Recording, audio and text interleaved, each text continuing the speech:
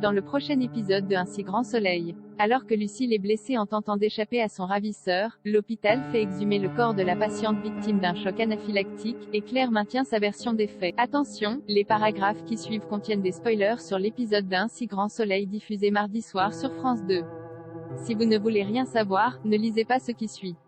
Mardi 15 février dans Un si grand soleil. Lucille est blessée alors qu'un homme la menace d'une arme en lui demandant de lui révéler où se trouve l'argent qu'elle a volé. Lucille réussit à détourner son attention et à s'enfuir, mais il lui tire dessus, la blessant à la jambe. Au réveil, ne trouvant pas sa petite amie, Hakim tente de la joindre sur son portable et tombe sur David, qui l'informe que Lucille se trouve à l'hôpital.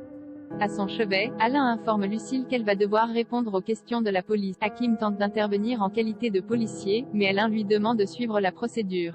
Alors que Lucille est prise de remords, Hakim lui déclare son intention de dire toute la vérité à ses supérieurs maintenant qu'un homme tente de s'en prendre à elle à cause de cet argent. Devant l'hôpital, Mo panique en apprenant ce qu'il s'est passé. Après qu'un inconnu soit entré par effraction chez elle et agressé Henrik, c'est désormais au tour de Lucille. Elle en est persuadée, ils sont tous les deux les prochains. Janet fait exhumer le corps de Karine Bouvet chez elle. Claire ressasse en boucle les mots de Janet, lui jurant qu'elle n'a pas prescrit d'ordonnance de pénicilline à Karine Bouvet. Convaincue de ce qu'elle a vu, elle exprime son incompréhension à Florent, à quoi joue sa supérieure en laissant la juge d'instruction demander l'exhumation du corps de sa patiente?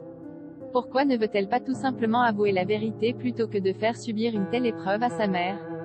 Enzo, qui doit fêter son anniversaire en famille le lendemain soir, se demande s'il ne ferait pas mieux de tout annuler au vu des tensions entre sa belle-mère et la femme de son grand-père, mais Claire insiste pour maintenir la fête et lui promet de prendre sur elle. Plus tard, Florent croise Clément Baker au tribunal. L'avocat lui rappelle l'anniversaire d'Enzo chez eux le lendemain soir, et lui mentionne les tensions entre Claire et Janet. Clément lui répond qu'il vaudrait mieux pour eux de ne pas évoquer cette histoire afin de ne pas prendre parti et créer des tensions supplémentaires. Florent accepte. Pendant ce temps, Claudine informe Madame Bouvet de la décision de la juge de faire exhumer le corps de sa fille pour procéder à une autopsie. Effondrée, elle finit par accepter, résolue à découvrir la vérité sur sa mort. Claudine lui assure que l'hôpital en paiera les conséquences s'il s'agit bien d'une erreur médicale.